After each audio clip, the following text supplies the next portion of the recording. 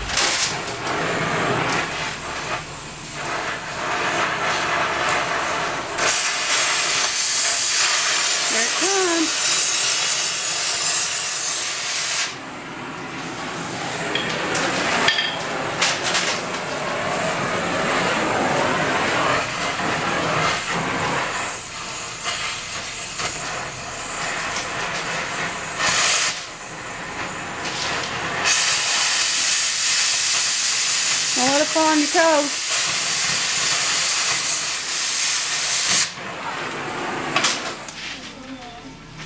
She's off. Got the subframe in here.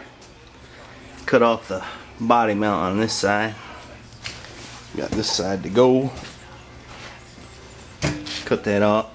Clean up the welds. Clean some more rust off. We're getting closer to welding her in. Got the subframe in here, slid it up under there. Made a little template of the curve in the frame right there. And now I'm gonna have to figure out where I'm gonna cut the existing frame. I think I'm gonna do that by getting close on the wheelbase and hanging a plumb bob. Cut it a little large, and then I'll sneak up on it and get it just right.